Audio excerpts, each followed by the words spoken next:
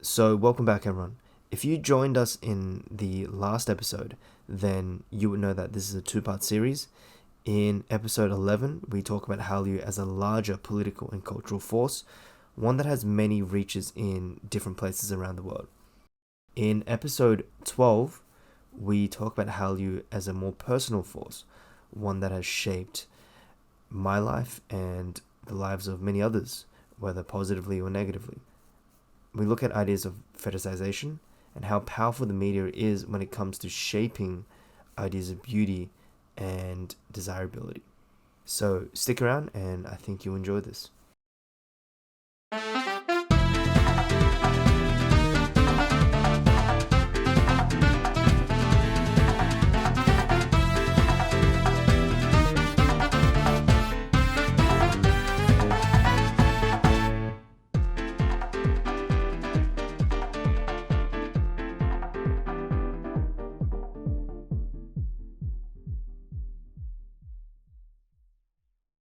Yeah, I've just got some responses to that. I'm not sure if you know this quote from Bong Joon Ho after he won the Oscars for Parasite, and his translator said something about how subtitles were really just a 1 inch barrier, and taking this concept of subtitles, because Squid Game was just so popular, even in my workplace, where some of the other people I work with, I wouldn't say they're necessarily like the quote unquote target demographic for K-pop or this Hallyu wave, because a lot of them are older, they have children, so this isn't really like the demographic that they're going for. But I just overheard this conversation where this other teacher asked this other teacher, like, "Hey, have you watched Squid Game?" And then the answer was, "Yes, I have." And then the other question was, "Did you watch it in English or did you watch it with subtitles?" And what's interesting is the teacher responded with, like, "Of course I watched it in subtitles. Like, how could you even suggest that I would do otherwise?" And I think if we had this same conversation 20 years ago, like if we could reverse the clock and go back to 2001, I don't think that's how this conversation would have played out. So, apart from really promoting Korea, I think, and I agree with you, the Hallyu wave has almost killed the monolith of very American centric media. And it's opened the way, obviously, for Korea. And right now, I'm just singing, basically repeating what you said, but it will open the door for the rest of the world, because this idea of like global languages or global culture, and not just being rooted in a single economic or cultural hegemon. Yeah, for me, I've been talking to some friends about it, and there's also been discussions on the internet about how, like, the English speaking community of the world is just now seeing what the rest of us have been going through all along. Like watching things with Mm, subtitles, listening to music from different countries that you have to translate to yourself, and things like that. I think it's a huge moment for this Western English speaking part of the world. And I think that's really powerful because this part of the world has been the largest exporter of cultural content. And now, sort of, they're getting to know the rest of the world and what the rest of the world has to offer. And I think it means a lot for the political, economical, and the entire philosophical aspect of the future, basically. And I mhm. think technology has played a huge part in it as well. But I think we're heading towards something much more heterogeneous and colorful than the things we experienced before. Yeah, so I have a question for you. You said that I can Yes, ask you a question. I have a absolutely. question because you're of Asian descent, as I Hmm. understood, and Hmm. I don't know, were you born in Australia or did you grow Yes. up there? So I was born in Australia, but yeah, family comes from East Asia. So I was wondering, for you, because you've grown up in the diaspora, I don't know, do you call it that as well? We do. Because we in Bosnia, we have, like, I think 60% of our voting population is in diaspora. So, and Really? I've lived in the US as well for some time, and I've experienced sort of being in, I was in a ghetto-ish kind of uh, space and living with a lot of other Bosnians and people from the Balkans. Hmm. So I was wondering, sort of, how does this feel for you? I guess. Like even the Korean wave and this entire, it shines a light on the complete, on the complexity, entire complexity of the East Asian culture. Like there's also a film like Crazy Rich Asians and all of these things that are becoming popular now and things are starting to get mainstreamed. So I was wondering, like, because you were born in Australia, does it feel weird? Is it good? What's it like for you to sort of feel that, see that happening, all of this? That's a really good question, and there's just so much to say. Okay, I would say at the very beginning when K-pop first started getting some inroads into Australia. So obviously, it might have started earlier in other countries, especially Asian countries, and maybe in America, it might have had a bigger influence quicker. But I would say around 2016, 17, that's when I first started hearing some household names. Which, if you say BTS to anyone under, 15 or under 25, like they know who it is. So at first, I would say, and I think this is relatively common. So I don't think this experience is uniquely mine.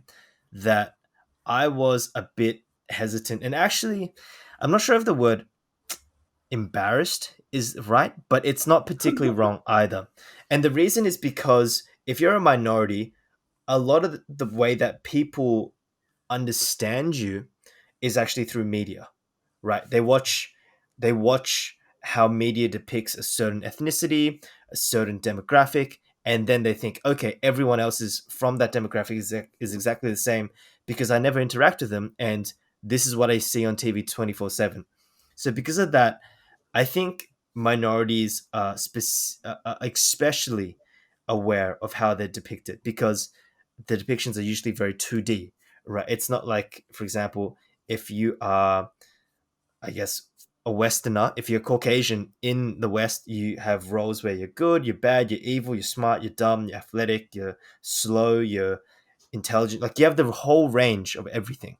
And I think because of that, I was very hesitant to attach myself or get to know it because it's almost like the the embarrassing parent story.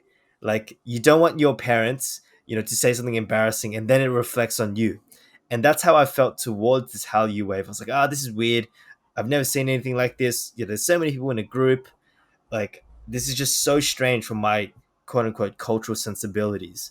Um, but I think what happened was inevitably it just got so big that I couldn't ignore it. Like you can't actually turn on the radio without hearing BTS.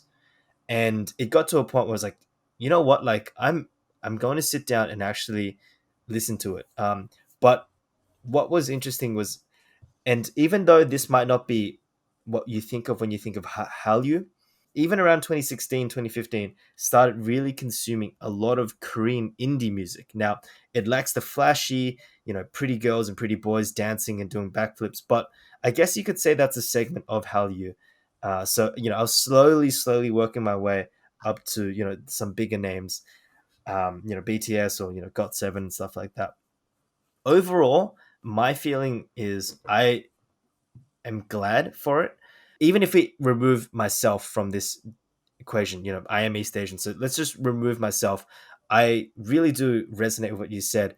I hope K-pop or Hallyu allows more people to appreciate cultures which are not just the dominant one. I hope one day, if Korean culture ever becomes like the dominant aesthetic, that something else would kind of knock it down, so that there is not just one hegemonic cultural identity. So in that sense, I guess I am, not even was, like, glad that there are people on TV or in music that look like me.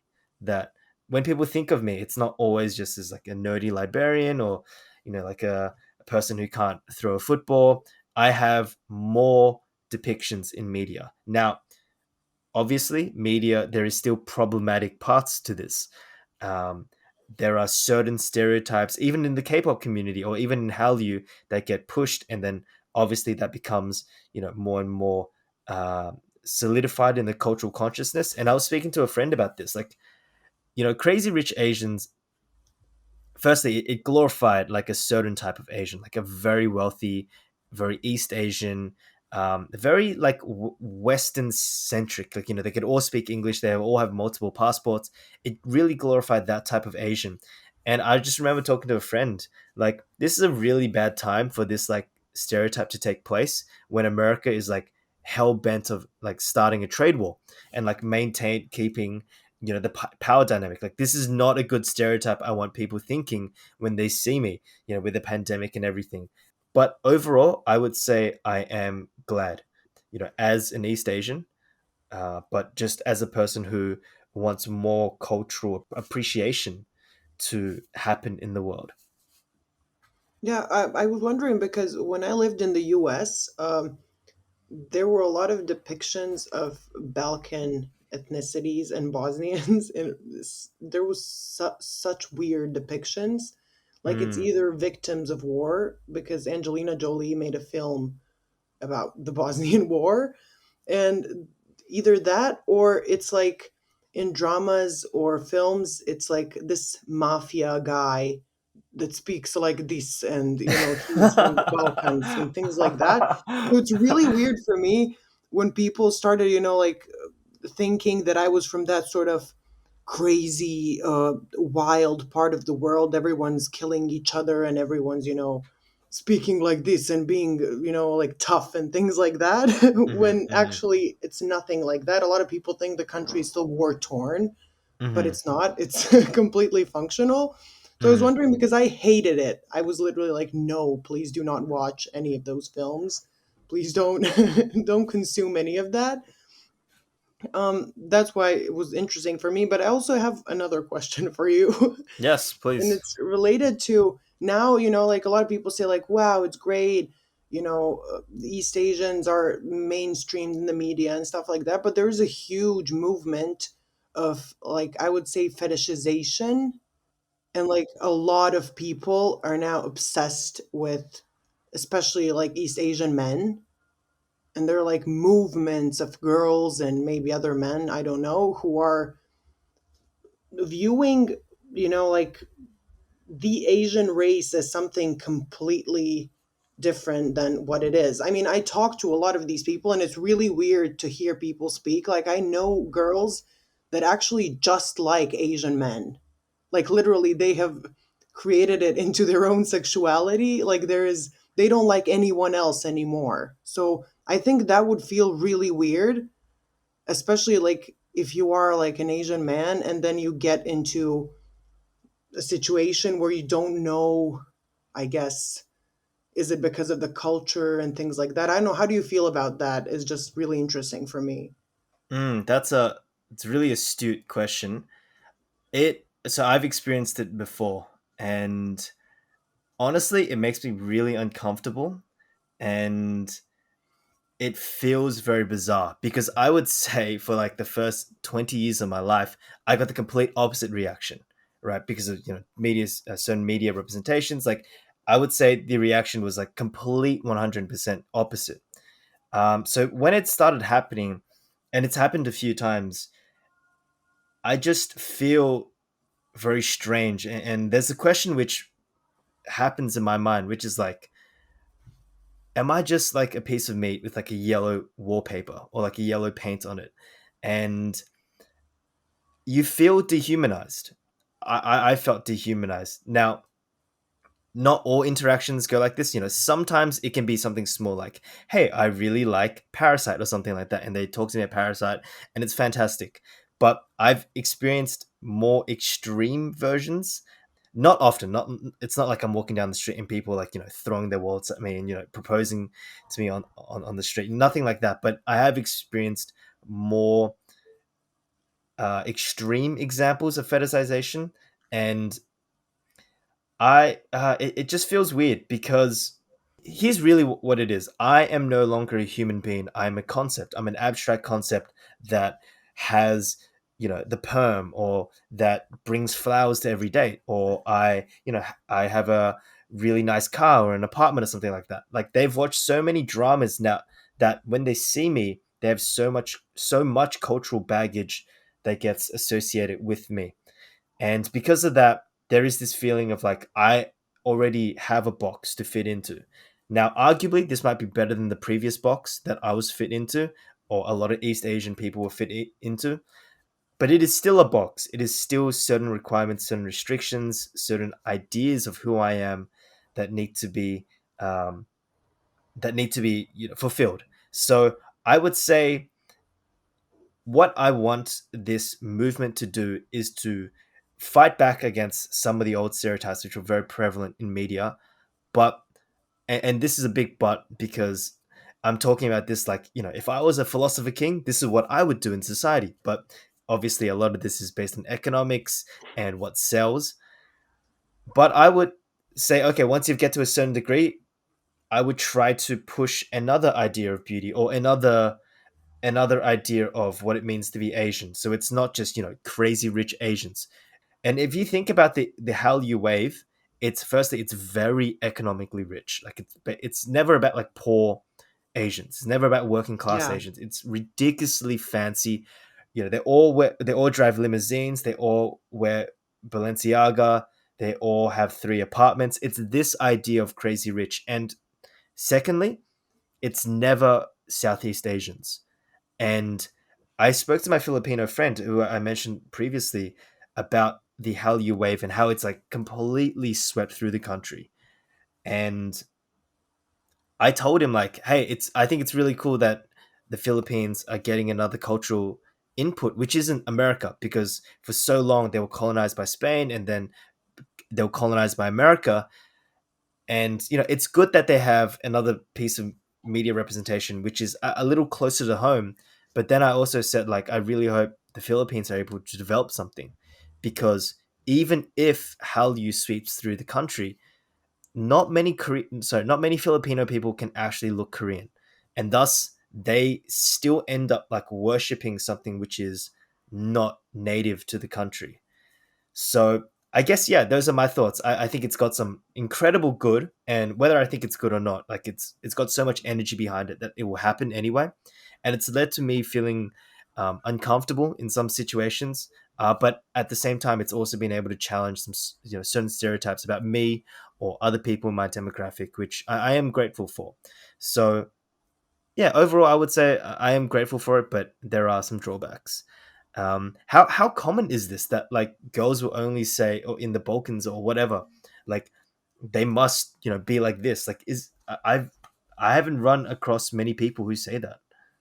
Yeah, so I mean, it's probably more prevalent in spaces where you can say a lot of things, Hmm. like in Bosnia, we're not really, it's very naive when it comes to different cultures, races, and things like that. We just sort of say what's on our mind, Hmm. because it hasn't been like a country that has a lot of different cultures or races. So for us here in Bosnia, there is a huge movement of, I would say, mainly girls that are fans of the K industry, and you would even spread it around, like they watch Chinese dramas and they read mangas and things like that. And I think it's huge how they have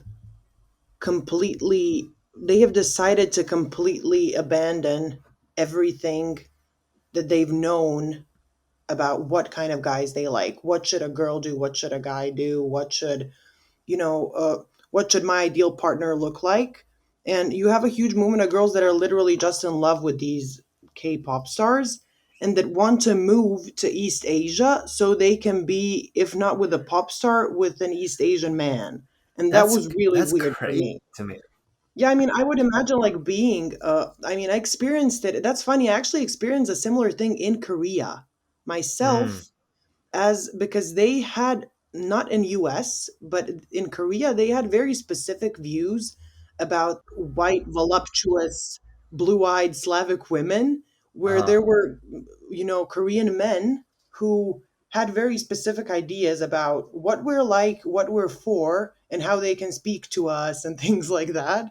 So it was Mm, really weird for me, to walk around and like a lot of people would hit on you, like they would start conversation much more easily than they would with their, like people from their country. And then they would hmm. think that you're like a very just displaced views about what our sexuality is, what our role in the world is, and what we can do for them, you know? Because there is a lot of also like Russians, Ukrainians, East Slavs altogether that moved into Korea, you know? Yeah, Uh, actually, that's a question I wanted to ask you about. There is a huge Russian, in particular. Now, there might be other uh, Slavic countries as well, but I see so many Russian people or citizens or foreigners in Korea. Why is it Russia in particular? Like, am I mistaken? And is it just because I guess they're beautiful and then they can go to Korea and get like modeling contracts? Like, why are there so many Russians in that country? First of all, I think there's a bit of that. I mean, it would sound weird to say like all Russians are there so they can be hot again. But I had a friend who went to Japan and Korea, and she went there specifically for the purposes of being, like followed around, being liked, going out on dates and stuff like that. And because everyone said you could be a model, you could be a model. While in Bosnia and Serbia, nobody was like, you could be a model, you Hmm. know? Hmm. So there's this there's like a reverse. Oh, it's like a two-way fetishization. Yeah, so I think it's like a weird fetishization, which, fits both of the sides. And also, there Mm. is, I think, because Russians, Ukrainians, and even some people from the Balkans that live there, I think there is also a strange cultural fit that is happening because a lot of Slavic communities have specific cultural customs that are much more similar to, let's say, Korean customs than they are to the Western world. Like family And first. like family first, the idea of like collective. It's good to do what others are doing because it shows the belonging, not lack Hmm. of individuality and things like that. Hmm. And I would even say that for myself, I have much more of those values. Like also the hierarchies, the fact that the oldest person means something means much more than it means in the Western world, like age differences, experience, and things like that. So I think it's also like a cultural fit. And I think also it had to do with the K industry because there are a lot of fans in Russia and Ukraine, and it just sort of happens that they get to go to Korea. And for me, also, it was the thing where you would go to Korea if you want to preserve the traditional aspects of your culture, if you want to, live with this sort of safety of there is a hierarchy, there is politeness, there are these customs. You can't just do whatever you want and go crazy about it. Hmm. But also, there is this kind of freedom and capitalist abundance. And a lot of Slav countries, don't have this feeling of color, colors, abundance, everything, like the market is free, consume whatever you want. They don't have this kind of feeling. But when they go to the Western countries, there is that, but there is also this complete lack of cultural traditional norms, so it's not a good fit. And for me personally, I lived in the US and in Korea, and I ran from US, as fast as I could because I could not stand the entire, like this culture of one person, one individual, their life, everyone else sort of meets you on the way. Uh, you sort of like grab Yeah. a coffee with a friend and then go to your therapist to talk about your problems and just sort of this a bunch of individuals just running around and meeting each other at different places. There isn't a feeling of, you having a place in that world. And when I went to Korea, I was, like a Slavic girl who barely spoke the language, but I felt literally at home, because I knew very well how to respect the codes, how to behave, how to do things like, for example, from in the group that I was in, a lot of people smoked, and I smoke as well. But I naturally did not smoke in front of the older colleagues and professors and things like that. And I would leave somewhere, and then it's just natural for me to sort of do these things. But in other countries, it's irrelevant, literally. And it was very nice for me to feel all of these traditions, like who eats first, who pays, all of these things are set. You don't have to like run around and meet people. And also the fact that when you actually get close to someone, it means much more. And I would connect this to the Russians and Ukrainians as well, because there is not this culture of just smiling hysterically at everyone. Mm-hmm. In the US, there was this, like politeness and smiling and excitement towards everyone, and everyone's very excited all the time, but very few deep connections are made, actually. And it's very hard to establish a deep connection. And I think a lot of people from my country, the Balkans, as well as Russians and Ukrainians, share this cultural value of not being overexcited, not smiling at strangers, and things like that. But when you do get into relationships and things like that, it's much more serious and deep, Mm-hmm. because it took such a long time to form them. So Yeah. yeah, for me it was like feeling at home because of this. And I think also I would have to add, I don't know how much time we have, but I would just love to add the fact that I think the rest of the world, as well as the Westerners, everyone's sort of getting hooked on it. I call it the blanket syndrome. The blanket syndrome. Yeah, it's a strange way of incorporating traditions, culture, and ways of politeness into pop culture. I noticed that when I started watching like Korean variety shows, and you would see girl bands, and they usually in their videos and stuff, they're wearing mini skirts. They look really, I don't know how to call it, sexy, intense, and Mm-hmm. stuff like that. And then they would get to the variety show, they would perform in those clothes, and then when they would sit, they would get a blanket and put it on their legs. Mm-hmm. And it was a very specific moment for me, because I realized, okay, there is this capitalist, consumer liberal moment of everyone doing their thing, everyone looking the way they want, everyone being, as open as they want to be. But then when they sat down to talk, they would put these blankets over their legs, and it was very important for me. That I think that explained to me the appeal of the Korean culture export to the rest of the world.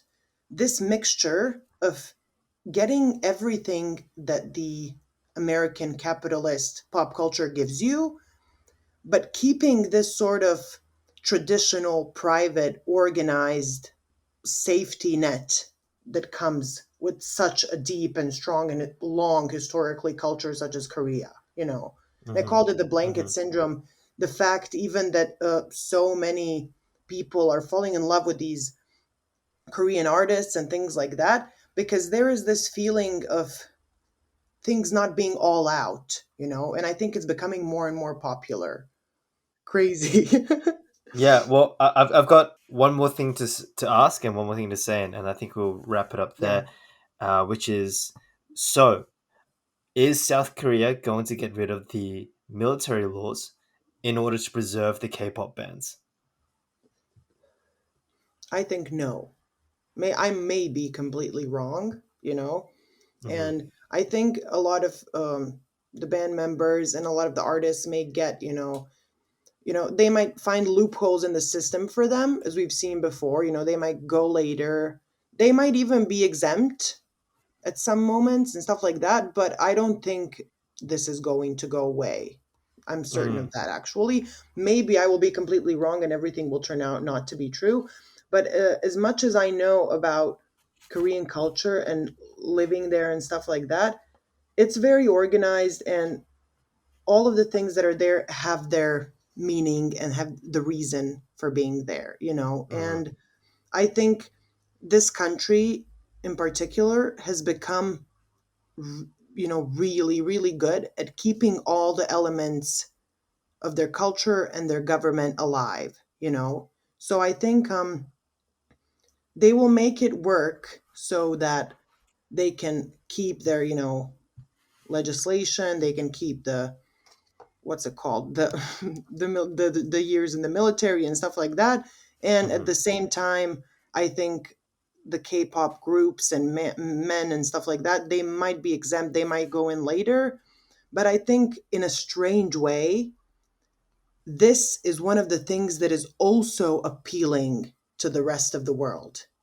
even if, you know, fans don't want their Really? favorite members to go to the military, the idea of it is one of the things that pulls you in even more in a strange way. Because there's like a time limit, or there's a expiry date. Is that what exactly pulls fans in closer to? Not necessarily the time limit or things like that. It is just the, we all love seeing the things that we, you know, make abstract, like pop stars and things like that.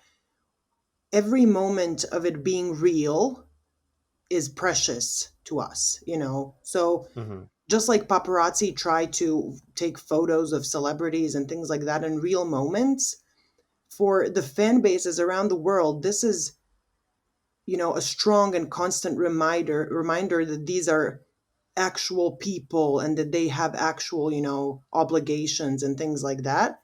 And also there is this, there is this entire concept of, like, you know, saying goodbye to your artists when they're going to the military, you know, and welcoming them back, following what they're doing there, you know, like pictures getting leaked from the military of artists. Like there was Hmm. things from Super Junior band.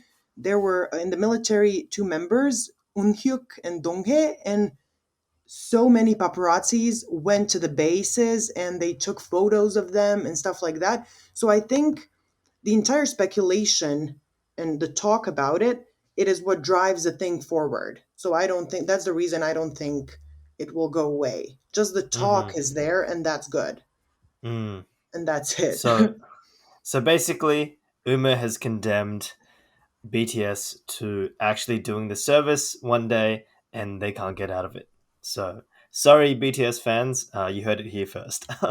Yeah, I'm a fan myself and I'm looking forward actually to see Jimin and other members in the military. It sounds weird, but I'm not the only one. I think a lot of people are sad, but also I have to mention when it was Yugoslavia back here, we had this also like military training, and these masses of girls were saying goodbye to their men and their boyfriends and stuff like that. They were like 16 or whatever, 17, saying goodbye to these guys who would leave for 2 or 3 years to go be trained. And all I know about that is that it made it even stronger, and the entire culture of like saying goodbye, it hyped them up even more. So I think the fans are sad, but they love to be sad in that way. So yeah. What a bizarre and weird and strange world that we've jumped into. But Uma, thank you so much for this. It's been super enlightening, and just the amount of feedback and information, knowledge that you've thrown at me, honestly fantastic. So we covered a lot today. Just what is Hallyu, how it affects East Asia, just opening the doors up for new cultural spaces and ideas, and the effect on just media as a whole. So thank you so much. And any last words to share with the audience? Yeah, thank you for inviting me. It was extremely exciting, and there's nothing I love more than just like talking for hours on end about Mhm. something as interesting as this. It's been really fun, and the podcast is amazing, and I'm going to listen to it more. So, Thank you, thank yeah, you. thank you so much, and I'm glad I did it. Yeah, well, thank you so much, and to the audience, thank you for tuning in. This one was particularly long, but I think you'll get a lot out of it. So, thank you, Uma, and we'll catch you later. Have a good day. Thank you for tuning in to Safety Last with Stanley Ching. If you enjoyed this, then please leave a rating or a comment. I hope you're leaving with a new idea, and make sure to follow us on Instagram, Facebook, and other places that can be found in the description.